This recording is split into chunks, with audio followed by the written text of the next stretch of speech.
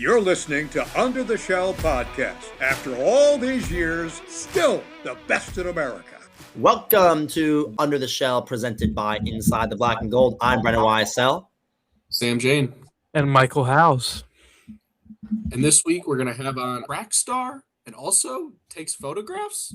Pretty awesome interview coming up with a truly Under the Shell guest.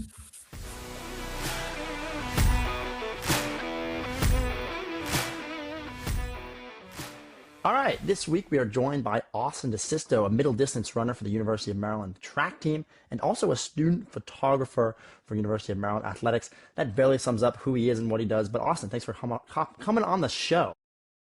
I'm glad to be here. It's been a dream. Well, we are very glad to have you. Let's talk about the upcoming meet, Maryland's only home track meet of the year this Friday. What will you be running, and what are you looking forward to? What is your goal for your race? I'll be running the 800.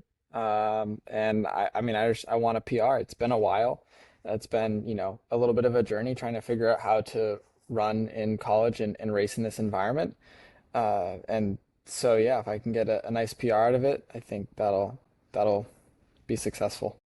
Austin, what was your path to Maryland? You're talking about kind of two different racing environments. What's the difference between college and when you're racing in high school? I mean, high school, it's like you're racing within your state most of the time. And so, some states have a much higher level of competition. Some states, it's like relatively easy to get to the state meet and win it, depending on, your ability and who you are. I think in Massachusetts, we had a pretty decent level of competition in the 800. But it's just, we're young, we're inexperienced, it's scrappy. A race might go out pretty slow and come back fast, and that's just the norm because high schoolers don't know how to race. And so then coming into college, it's like every race is going to be quick. Every race is going to be, it's this level of professionalism that you just don't get racing in high school, even, on the national level, like I did a few times. It's just like a different environment. Literally, like people are bigger, right? Like that jump, going in as a freshman, like the seniors maybe aren't that much like physically bigger, stronger than you. They're the outliers, but in college, it's like, you had more time to develop. And so you might be towing the line with somebody who is like, I'm 5'10", I might be towing the line with somebody who's like 6'3" and like pretty big. And it's like, yeah, like he can knock me off my feet. So it's a different like approach to racing than in high school. There's a lot of different factors that go into it. I assume that changes kind of your training a little bit when you get to college. So how do you train differently in that regard? It's a little bit of I would say it's a little bit of learning how to race or relearning, the different parts of the race. And so like in the 800 specifically, something we've been working on is really understanding and breaking up the race into its different parts with respect to how it might go out, in college, whereas it's probably going to go out pretty hot, and so you need to know how to come back and be strong going into the finish.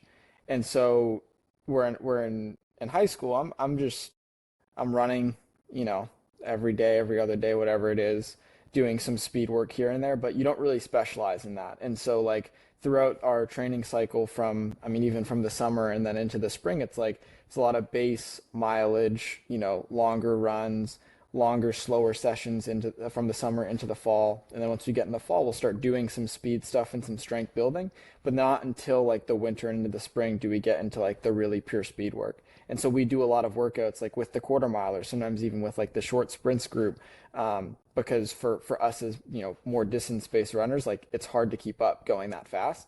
But by training with them, then we get that speed to be able to execute in the race. Before we get back to the show, here's a quick word from our sponsor. The Catalyst to the Game is brought to you by Catalyst Hot Dogs. Catalyst brought the Jersey Dog to the DMV, featuring premium dry-aged Black Angus all-beef hot dogs made in Maryland, served with handmade toppings, including hot onions, relish, and their signature Texas chili sauce.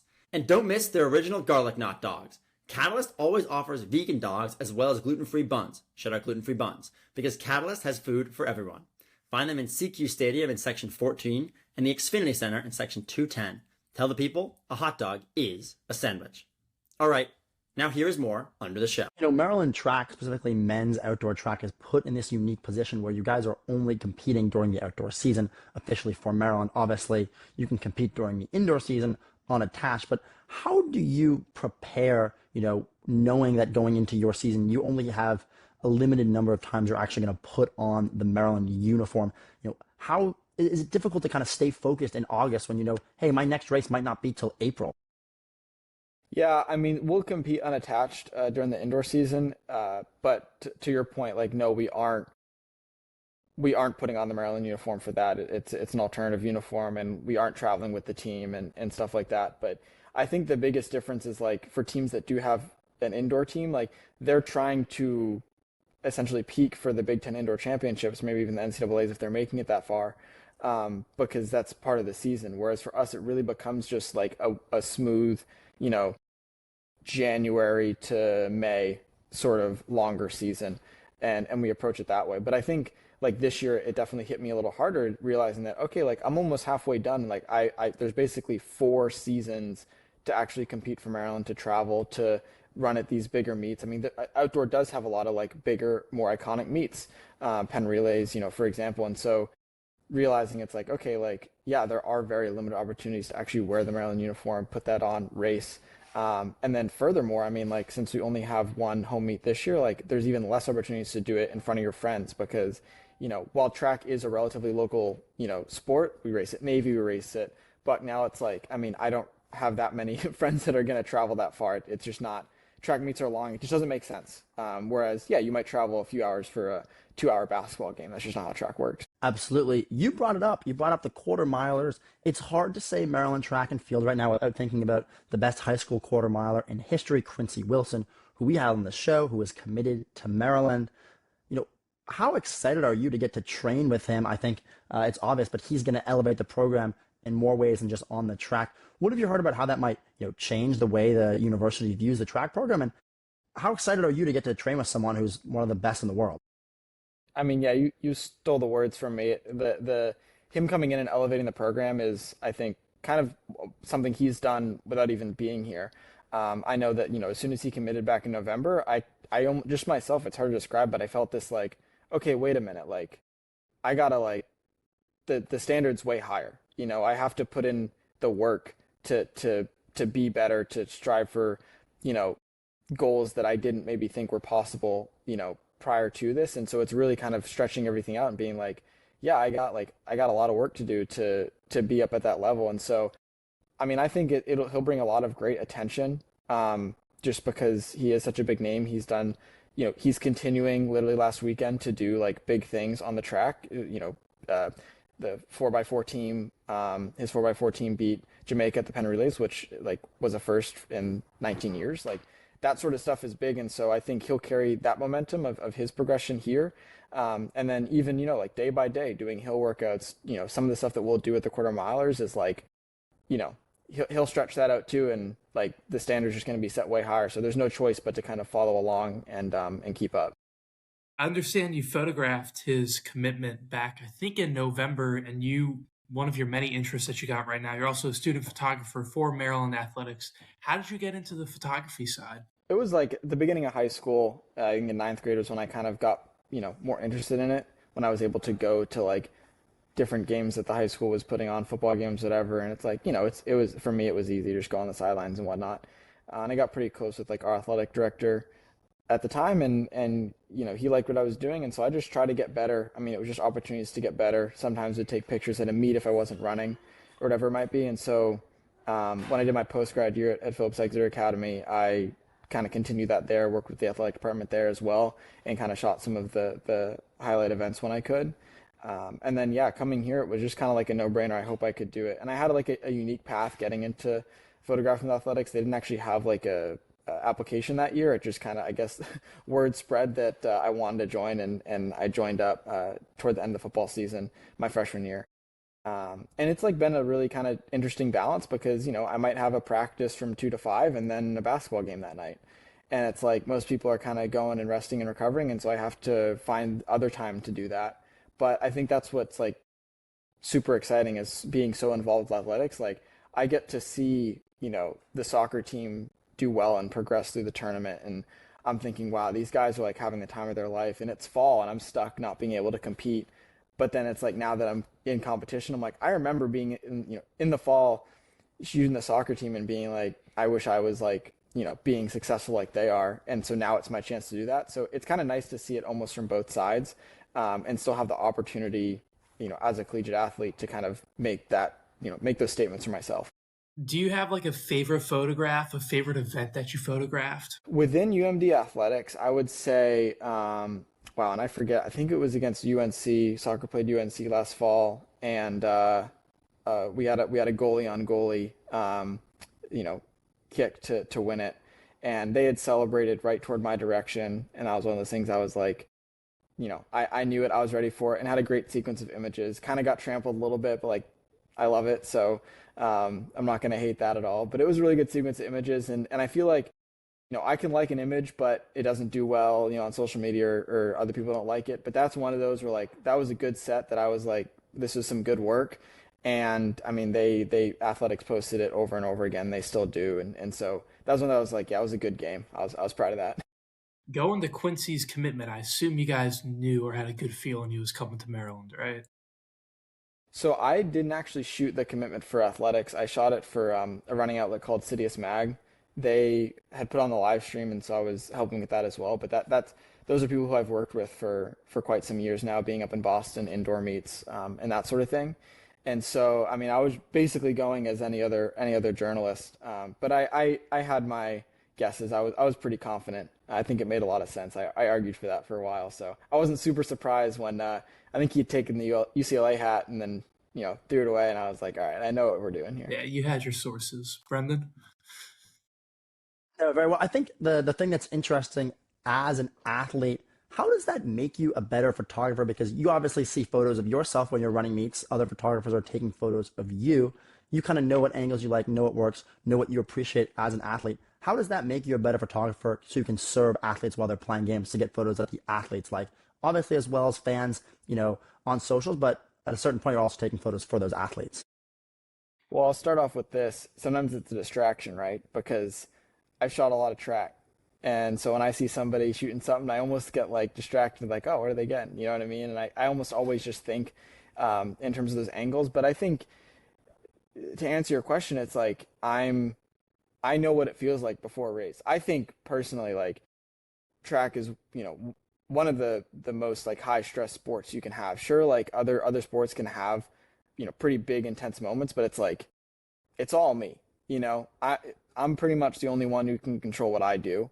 And everyone's watching me, essentially, is how I feel going into it. So like I know that like I'm probably not going to want somebody to come take my picture before the race, or if they do, I'm not giving them anything because I'm just focused on what I'm doing.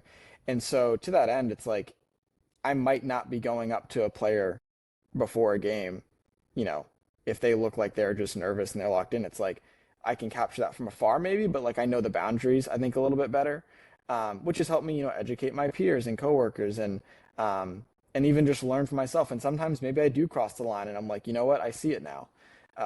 But I also think like it helps in terms of, generally understanding the athletics environment, but also like I've learned recently to break these two things down pretty similarly in terms of like, I know how to structure an 800. I'm figuring that out. I know what portions of the race I need to do what in. I know how to approach the race. I think about it as this big highlight moment. Whereas, I think about photography the same way. It's like I know how to prep. I know what I need to do the night before. I know what is happening during the game. I know how to prepare myself for a big moment at the end. And so approaching those things pretty similarly has been, I think, one of the keys to finding more success in both ventures. Depending on how people know you, they might think of you as Austin DeSisto, the photographer, or Austin DeSisto, the runner. I'm not sure there's necessarily a right answer, but how do you view yourself? Which comes first? Is there, in your mind, obviously there are two things that take up so much time in your life. Do you have a hierarchy in, who is Austin DeSisto in that sense? I really think, the hierarchy in terms of, what needs to get done first. I'll throw in student as well because, it's hard to look past that. But, we're called student athletes, and I throw on photographer on the end there. I think it's student athlete photographer, especially in the spring. I've shot baseball, I've shot softball, but it's really like there's not a whole lot of time to do other stuff because, I have practice when baseball's starting up on a Tuesday. I have a meet on a Saturday when softball's playing. So it's hard to find that time to shoot then. So it's really that student athlete photographer is kind of how I look at it. But I think it's more depends on the context, right? Like if I'm at a meet and I'm getting ready to run, it's like, yeah, I think that's more athlete. If I'm at a soccer game, I'm not playing soccer. So, refer to me as the photographer. So it's a little bit on the context, but that's my hierarchy in general, just because, especially, you know, I can, with photos, I can put a battery on to charge and leave it. You know what I mean? But I can't like let something feed myself for, an hour while I just sit there. It's like I gotta make the food. I gotta eat the food. You know what I mean? There's a different time scale to that. So I have to prioritize, being an athlete a little more. What event, let's say in the world of sports outside of track, would you want to photograph the most that you haven't done yet? Golf. I haven't done golf. I almost had the opportunity to, but I haven't done it yet. It's just like, it seems like it can be really creative. There's a lot of freedom there. Compare it to basketball, you're stuck in one spot in the sidelines. Yeah, you can be creative, but like it's different, Yeah, absolutely. Austin, those are all the questions we had for you. Thanks so much for hopping on the show, and we look forward to watching you race on Friday and the rest of your career at Maryland. Thanks very much for having me.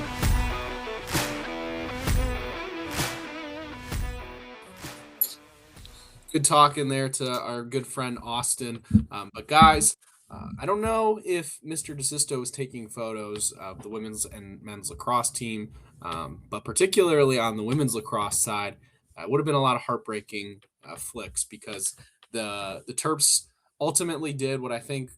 Did all three of us predict that they would lose to Northwestern in the finals? I know I did. I did as well. I thought it would be a good game. That's exactly what it was. A crushing blow in overtime. The fifth time since 2019 that they've lost to Northwestern in the conference championship. Crazy stat. It's wild that the highs and lows of this game, Brendan. 4 consecutive goals to end regulation after scoring just 3 in the first 50 minutes of the contest. They came back all the way to tie it up. Even had a chance to win. Kristen Shanahan, I was watching that game live. I thought she was going to put the game on ice. She had a couple of really good looks at the net, but Northwestern's a championship program. They made a couple of stops, and ultimately Maryland was not able to capture a Big Ten title. It continues to elude them. Good run to get to the finals in Ann Arbor, but if they play Northwestern in the NCAA tournament or a team of that caliber, you got to start to worry a little bit about what that might look like. They will still likely host. I think that's all. A team of that caliber. I mean, Northwestern's the best team in the country, but fair. You think Northwestern still is the best team in the country? I think they're right up there, but there's some really good squads at the top for sure. Yeah, I mean, that game proved a couple of things. It proved they definitely could beat Northwestern. Maryland won the battle in draw controls 10-6. They had a lot of possession down the stretch. They had chances to win this game. It's just crushing to lose basically in a very similar fashion to how they lost in the Big Ten tournament last year, the same exact score. This year, Northwestern scores as time expires, basically in overtime. The turnovers were the biggest issue. The fact that Maryland turned the ball over so many times. Yeah. They had 8 turnovers in the second quarter. It was the fact that they were turning the ball over on their side of the field. On the ride, Northwestern looked really, really good. And it was just one of those things where you never felt like Maryland was going to get a clean clear after J.J. Soriano got a save. And the amount of effort that Maryland had to put in to get the ball in a position to attack, they ended up doing it very well in the final 10 minutes of the game. But the fact that the game was that close and they had so many turnovers, it means that if they were to limit them, this game's much closer. But the real story of the game was in net for both teams. I mean, between the pipes, just if you're a fan of watching lacrosse goalies, that was a game for you. J.J. Soriano had 12 saves. Jenica Cuoco had 18, and they were 18 huge saves. She had many saves. Broke Soriano's record that Soriano set last year. Title. Crazy. If Cuoco doesn't play that well, Maryland wins. I mean, you got at a certain point, you tip your cap to her and say that was one of the best performances in postseason women's lacrosse history. And that doesn't happen. Maryland probably wins the game, but also she barely even let up 7 goals. If she hadn't, Northwestern's defense had been a little bit stronger in the fourth, she probably only allows 4 goals in that game. So Maryland has a very strong team. They pulled out an overtime win over Johns Hopkins, which we hadn't talked about yet. This team's good. They have a chance to play on championship weekend. They have a good enough roster to win the national championship. I think that's been known since halfway through the season. There's a reason they're ranked number 1. It's going to come down to execution. I think it's going to come down to limiting turnovers and being competent on the offensive side of the ball. You saw for the first 3 quarters of that game, Maryland trying to rush, I think, too many shots, which caused some more turnovers, but also just caused some bad chances and some rushed chances. When Maryland had set up their offense, they would have better chances to succeed. But we'll see where they end up getting placed in the NCAA tournament, and we'll go from there. But they're going to host, as Sam said, so lot to look out for women's lacrosse. Yeah, one quick thing I want to mention. If you're looking for 2 reasons of optimism, Maryland, one goal losses have plagued them. They've lost that way the past 5 years, I believe, in either the Big Ten or NCAA tournament, which is crazy. It's really killed them. And then the fourth quarter this year has been killer. They've really struggled in those regards. 2 things to point out. This Big Ten tournament, I think that you can look at for reasons for optimism. Maryland won 1-goal games in the first 2 rounds of the conference tournament, which I think proves that they can do it and they can be a feisty fourth quarter team.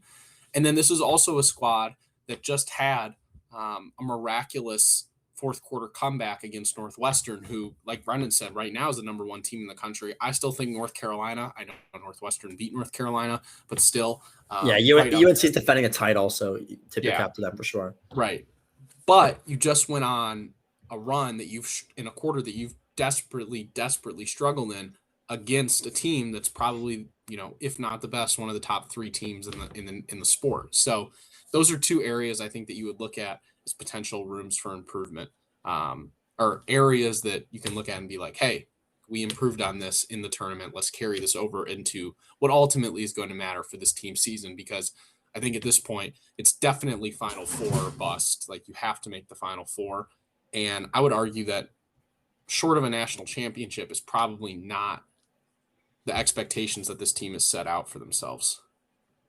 Yeah, well said. I think the good thing for them is based on what's happened around the country, obviously the NCAA selection show hasn't happened yet, but this team is probably poised to host all the way to the semis. So that definitely helps them a lot. So that's all we got on women's lacrosse. Let's talk men's lacrosse. If you watched the first Maryland men's lacrosse game against Rutgers earlier this year in College Park, this game was a bit different. It was a rainy game. Maryland only allowed 2 goals the first time they played Rutgers. This time they allowed 10 this time. So 11. Different formula. No, 10. A different formula of the game. But I think, I don't want to say Maryland went easy, but I think that Maryland kind of went up early. They kind of knew they had this game in their back pocket. They were up 9-5. They were up 10-5 actually, and they kind of just let Rutgers in the fourth come back a little bit. Overall, solid game. I think they kind of knew they had this game won. As I said, they absolutely dominated faceoffs, 120 of the 27. They let up probably a couple more goals than they wanted to, but overall, looked strong. We talked about it last week. They are going to face Penn State, which is what I predicted. This is one of their losses earlier this year. I said this last week, but that was one of their worst games of the year. If the way that the Fogos played in this game, if they play that way against Penn State, they're going to have a much better chance. And as long as Preston Hawkins, Penn State goalie, doesn't do exactly what he did last time, they're going to have a good chance to win this game. So I think Maryland can pull this one out. Probably a win and in situation. That's the big thing right now, is that they're kind of on the bubble of getting into the tournament.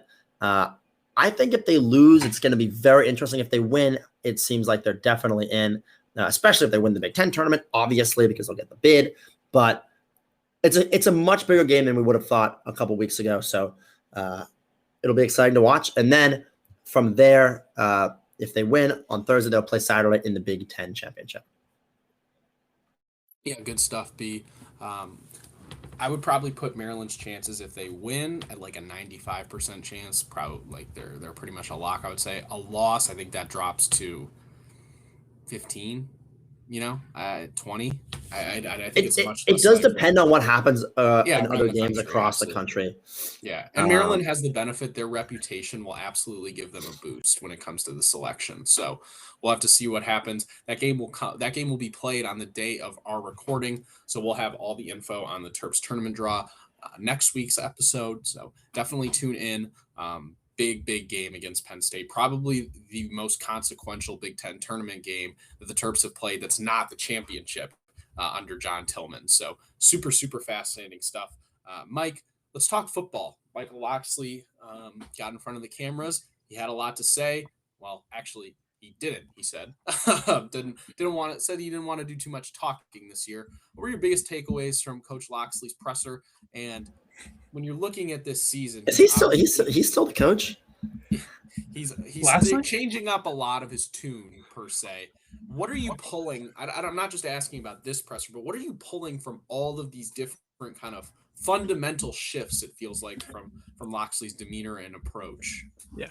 Well, I'll first say I wish I could have had more takeaways from the spring game, but there was no spring game. It was the spring showcase this year. So, Brendan looks like a fan of it, but it is interesting. I wouldn't say all that, but keep going. Okay. I thought you would have been a fan of the spring showcase, but it is interesting to see Locksley's tonal shift this offseason. And it reads to me of a guy that knows, like, if I don't win this year, I'm out. Because he's done talking. He said he had to do a lot of talking the past 2 seasons because he had a young roster. What does that mean?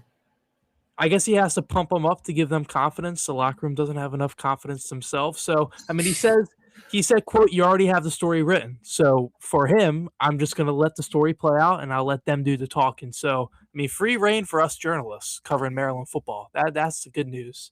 But Locksley knows, like, if he says he can't be setting bars like the Rutgers thing, where he says if we beat Rutgers, we get one more win than last year, that's progress. He can't set them up. Those narratives, and I think you understand, especially when they don't get them. Especially when they don't get them, because it looks bad on him. It looks bad on the team. It is interesting. He says the past 2 years, when he's talking about freshmen and sophomores, are now sophomore and juniors. That first 4-8 season wasn't necessarily like a young team. They had 6 draft picks. That was a pretty good roster. They failed. They had a guy who was good enough to get recruited by another Big Ten school and be the starter to open the season. Billy Edwards, now good enough to be the front runner for UNC's job, which is crazy. Something we haven't discussed on this podcast yet. We discussed it after hours, but we haven't discussed actually on this podcast. Yeah, let's break the news. Yes, Billy Edwards might be starting for Bill Belichick. What a sentence, Billy McKinney, man. Yeah. Hey, bro. Just you think Billy's dating someone that's as old as Jordan Hudson? God, jeez. That's crazy. Gonna move on from that comment. Yeah. I mean, yeah. I guess just back to Locksley. Like, it's a lot of Belichick's gonna love Billy and just the commitment. I mean, this is a guy whose pants were coming off in a melee. This is a guy who, I mean, gave it his all in a revenge game. I mean, he was hobbling out there against the Terps and managed to play a series. Looked terrible doing it, but he did play. Yeah. Belichick's gonna love that type of grittiness for sure. Yeah, definitely. Particularly the former, I think. Yeah. I guess, I mean, we can segue into Jalen Husky getting picked. Perfect segue. Yeah. Mike, this is top tier. This is top tier podcasting. I don't really care about Jalen Husky getting picked. It's crazy he went that high. What I do care about is the stat that 22, I believe it is, players have been drafted. 23. It's 23. 23. My bad. 23 players have been taken under Locksley. It's in the top half of the Big Ten coaching ranks. Obviously, much different. Locksley's been there for forever, but even if you look at the average, that's still a decent number. So they're getting in this talent. But my question to you is, do you think that NFL scouts look at Maryland as like, hey, this guy's going to be better in the pros than he was in college? Or do you think it's just that these kids are talented? Because Jalen Husky showed nothing on film that made him a 3rd-round pick. No, I mean, that's an interesting spin you put on it. I really like that. But I mean, am that's I what wrong? I'm saying. These rosters are clearly talented. and he's not able to win with them. It's mind-boggling. 23 draft picks. I agree. Jalen Husky was a little high, but I still think he would have been picked regardless. Yeah, I thought he was going to go in like the 6th or 7th. Yeah. I felt like that's probably more. Are you panicked at all? It was only one Terp drafted. Am I panicking? Are you panicked about the team last year? Is this podcast? What is this podcast like? The team last year was terrible. What do you mean? Am I panicking? If there was more than, I don't know. I had Ethan Goff on my big board, so. By the way, Jayshawn Barnum is, mark my words, he's going to be a better NFL player than he was a college player. I'll mark your words. I mean, I don't know why. I mean, wow. I'm just saying. I do think there's a point to be made about Loxley bringing in some quality top end talent. He's a good recruiter. But it's been also, like, if you look at it, it's been concentrated in 2 position groups, Brendan. Wide receiver, defensive backs. Like, those have been the 2 positions. Who do you think from the current roster will be the next player selected? Who's going to be the next Terp drafted to the NFL? Next Terp drafted. So the problem is all of their top prospects are sophomores. So they're not going to be able to be picked until 28. Let me give you that Telic Lockett, maybe the transfer guard they brought in.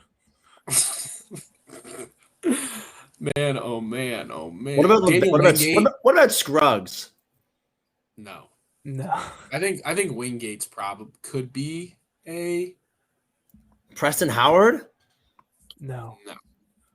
All right, this is a problem. I do want to say this is tough. This is tough. I'm trying to give you. This is tough. Before we move on, from I have a showcase comment in a second though. But before we move on from the draft, Brendan, and this goes right into the showcase. I saw someone tweet out that Maryland is the sleeper team in the Big Ten. Oh my God. That has to be. Genuinely has to be the worst take I've ever seen. When you look at the spring showcase, which you can't really look much at, how much of that, and the person we're all going to focus on all year, and you got to see him a little bit, how much of that take do you think is dependent on Malik Washington? Like, what portion of the responsibility for Maryland being good this season falls on his shoulders? I would say a good 70%. I'd go at least 85. I was trying to think, if Malik Washington played, like, what's his ceiling this year? A top 15, 20, a top 20 quarterback in college football? That's his ceiling, maybe? His ceiling could 15? Be top 10. No. A top class next year is so good. Let's agree because a lot of guys came back, Mike, that were really good last year because of NIL. Let's do this. Is a great podcasting episode for April. Let's go through the Big Ten starting quarterbacks, and I'm going to ask you at Malik Washington's, we're not going to say best outcome, but like 75th percentile season. Is he better than them? Okay. Yeah. Ready? Is everyone ready? Yeah. This is the guy we didn't, guys. Just for the guys that know, we didn't even plan this segment. We're just freeballing. This is April podcasting. April Maryland Athletics podcasting. I mean, once you've talked about lacrosse, we're not gonna be here for next season, man. I want to be ready to go. Yeah, right. Come on, let's go. We got last episode. We got to get predictions. We're gonna go with like the obvious guys who I think will be better than Mr. Washington. All right, Dante Moore for Oregon. Obviously better. Yeah. Julian Sayin, Ohio State. Yep. Better.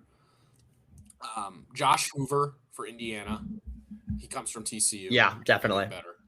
Jaden Maiava. Yes. Maiava for USC guy, yeah. Better. Damon Williams. Was he a quarterback last year or no?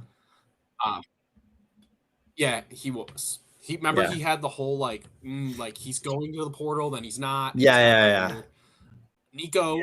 Nico Iamlavia for UCLA. Yeah. I think so too. I don't know. That guy's a fraud. This is where if Malik has the best season he could be that person. But also, you also have like Bryce Underwood. Right. Like Bryce could, yeah. Malik is better than Bryce Underwood. Malik is better than Bryce outside of the top 5, but I think this is the next tier. So you got Nico, I think better. It sounds like we all kind of think. Then you have Rocco Beck, who comes over from Iowa State to join Penn State. He's played like 6 seasons at Iowa State, so I would probably say just entering the year better than, but I think it could be close. Then you have Bryce Underwood, and I think Bryce Underwood and Drake Lindsay. I think Malik could be better than those guys, for sure. Thoughts, Michael, Brendan? What are your podcasts here? Should we talk? He's definitely in that range. All right, restart that. Restart. No, keep going. Keep going. No, keep going. Keep going. All you, we're running it. All you, Mike. No, Malik's better, definitely better than those two, but you got to see how the season plays out. I mean, a lot of these teams have better weapons around their quarterback than Malik has right now. Like, there's a lot of question marks on this offense of who is Malik going to be throwing to, who's going to be his number one option. His ceiling is probably fourth or his ceiling is probably fifth you lose best. your top three pass catchers. Like this. Anyway, offense, yeah. Anyway, the point I was trying to make is even if he has that good of a season, let's say he's the fifth best quarterback in the Big Ten, and he's a top 20 quarterback in the country. He's a very, very good season, a great step up in his second year with Maryland.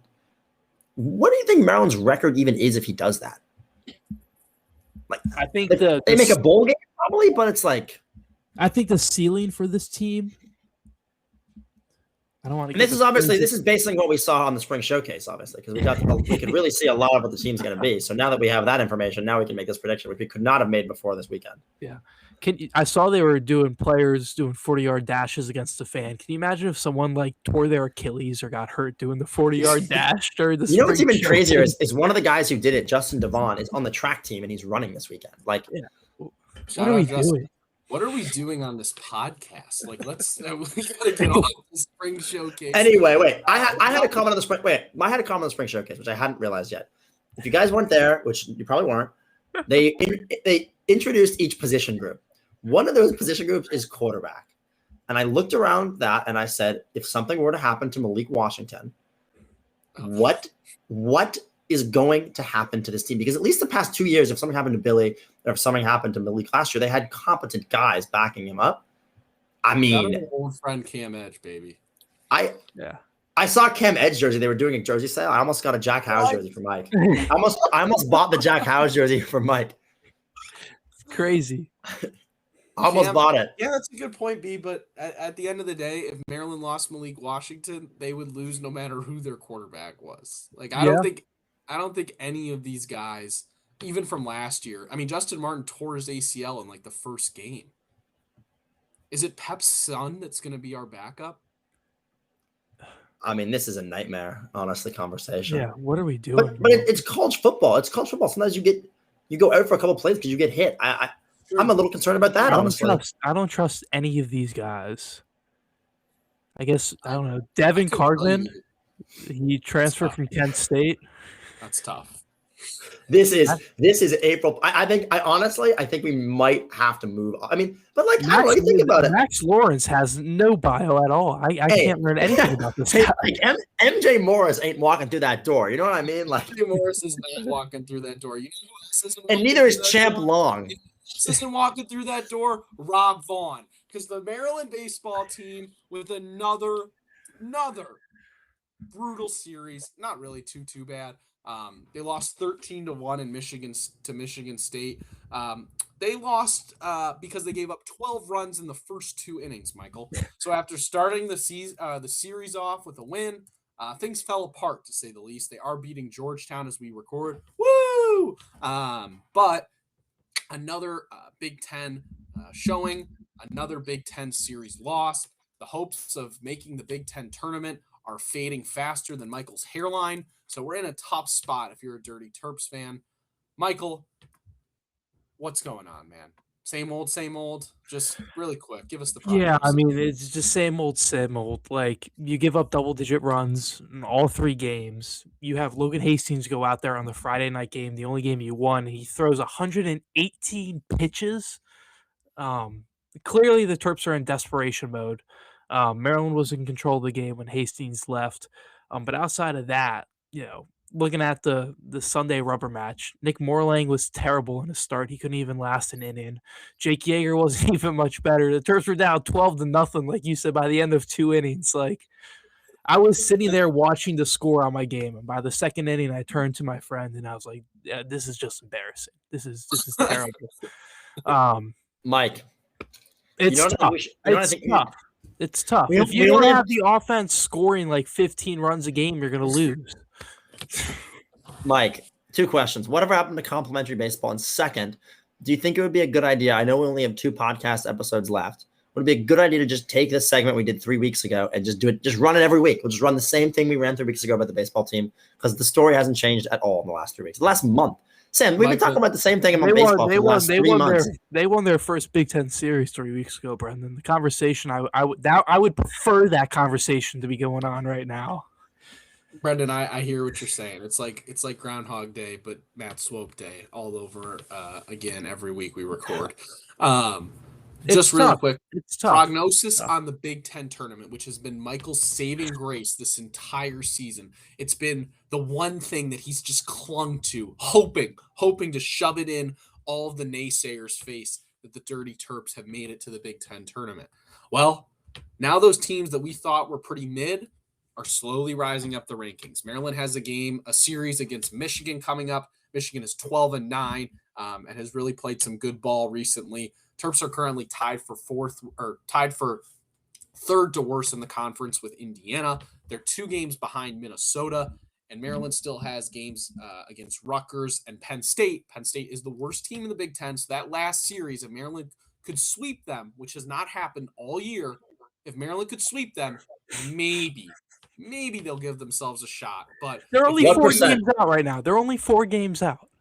What percent? That's a lot of games. What percent are we giving them, Sam? For 4 games is a lot of games for a team that hasn't won back-to-back games. Brendan, let me tell you. Let me get locked in real quick. Let me put on my judge glasses, and I'll tell you what, man. This season, I'm trying to find a gosh darn gavel. This season has been over. 4 weeks ago, this season has been over. My eyes are blurry. I can't see, but I can picture clearly the forecast for this Terps team, and it's nothing but clouds. Put them on, Brendan. This season is done. The Big Ten tournament, they won't be kissing. It's over. It's done. Close the chapter on the 2026 season for the Terps. Hey, you brought out your gavel for the lacrosse team and you were dead wrong. Why should I believe you now? This is ridiculous. Well, I mean, this is ridiculous. This is absolutely ridiculous. We got 3 series left against teams. I get it. Michigan's been playing well in the Big Ten, but they got 3 series left against opponents that are in some part winnable. Michigan is a winnable series, Michael. It's the toughest series left for sure, no doubt. They just gave up 12 runs in the first 2 innings to a team that's 10-14, and you're telling me they can beat Michigan and Rutgers. Let's move it to Terrific Terp. No. Whoa. Before we get whoa. That was very disrespectful to move it to Terrific Terp. We have at least one important thing we haven't covered. We have softball on the schedule. No, something much more important than that. Last week we talked all about the men's basketball transfer portal. Let's talk about the women's basketball transfer portal in and out a little bit. We covered a little bit ago who's on the way out. Let's talk about who's on the way in. The biggest addition, Nunu Agara from Stanford.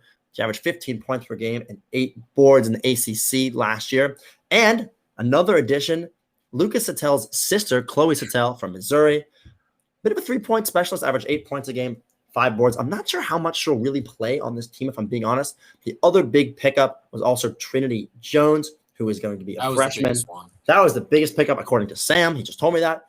She was the 11th player in the country. She averaged 28 points and 8 rebounds her senior year in high school. If she does half of that for Maryland, she's going to be a heck of a ball player in the Big Ten. Thoughts, guys? Trinity Jones, great pickup. Michael, I'll talk about her. Then you can talk about the Stanford transfer. After decommitting from Clemson, geez, I can't speak. The wing who fills a position that Maryland needs, especially with Kayleen Smichael's transfer. I think this is going to be a player who slots right into that regard. I really, really like the backcourt. I don't know if she'll start. I would hope maybe, but her, Alucci, and Addie has really, really good scoring versatility. She was the number 7 overall player in 247's composite rankings. So Brendan shortchanging her a little bit. And she was the highest ranked player that was still uncommitted before she pledged to the Terps. So I really, really like her player. I think she can play at the wing, at the 2-guard spot. She can dribble really well. She's going to have to work on her defense a little bit. I think that was a weakness in the scout, but she's got pretty good length. And I think Brenda generally coaches a pretty solid defense out of players. So I'm really excited to see between her, Jordan Jackson, and Mimi Thiero. This is, guys, dare I say this is the best Brenda freshman class that she's had since we've covered her? I think so. What a weird sentence. What a weird sentence. It's the best freshman class she's had since we've covered her. How is that weird? I know. It doesn't really play freshmen, so it's like, cool. Yeah, it's true. We'll see what happens. You know? Yeah. Cool, but I just think we'll see what happens. I think she's gonna. She kind of has to play. She has to. The top 2 5-stars. You know. Yeah, and I knew. She was Stanford's leading scorer, second leading rebounder for the Cardinal the past year. Shot over 46% from the field. That's kind of Brenda rebuilding her forward depth. She's probably going to dive back into the portal potentially for another forward, but she's got Mimi Thiero right now, incoming freshman. Brother got ejected from an NBA game the other night for no reason at all. But I also like Chloe Sotel, Brendan. You said you don't know how much she's going to play. I think she's going to play a decent role on this team. She made 79 of 191 3-pointers last year. She's a sniper. The Terps need someone who can kind of catch and shoot. Chance Stevens is going to be pissed. You just nicknamed another Maryland basketball player the sniper. I didn't. I just said she is one. Like, okay. Chance Stevens was he needed to give himself that nickname. He was sniping the bench. Chloe Sotel is not calling herself a sniper. Okay. She has kind of bounced around the portal a little bit. She was at Pepperdine. She was at Missouri. But hopefully this is a lasting spot for her. Yeah, I'm excited. I'm excited about that addition. I think she's going to be a really good shooter for this team. We saw how the offense looked when Yarden was bricking threes, when Saylor was missing those threes against UNC. Like, they need someone who can shoot and make those. So 2 additions in the right step for Brenda. Yeah, I think this has a potential to be a very fun team. A young team. They're going to play hard. They're going to be athletic.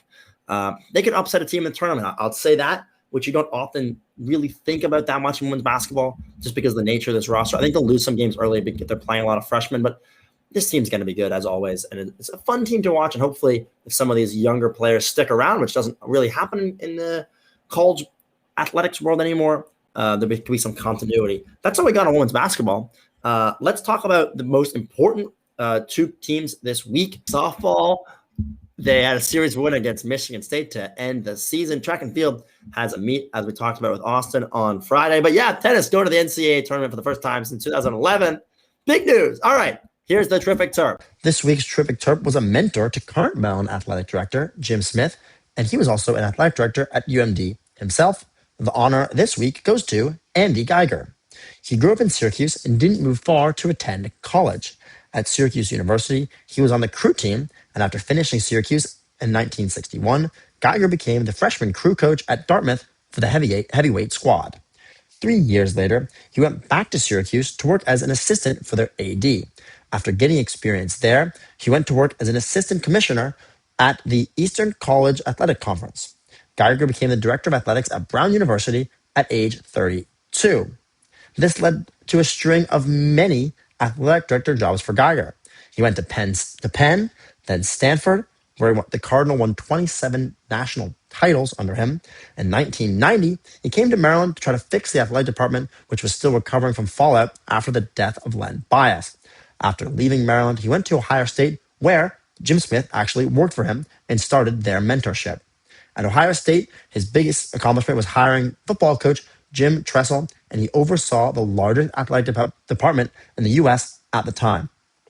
In 2005, after some controversy, he left Ohio State. He retired for a bit, and then 7 years later, he became the interim athletic director at the University of Wisconsin-Milwaukee. The former athletic director and mentor to Jim Smith is this week's Terrific Terp. And that was another great Terrific Terp by Brendan. You never fail to impress me each week with these historical Terps. But as always, appreciate you guys for listening. You can check us out on Spotify, Apple, YouTube, Instagram, TikTok, Twitter, anywhere you want to find your podcast, you can find us. Get a Catalyst hot dog and have a great rest of your week. You're listening to Under the Shell Podcast. After all these years, still the best in America.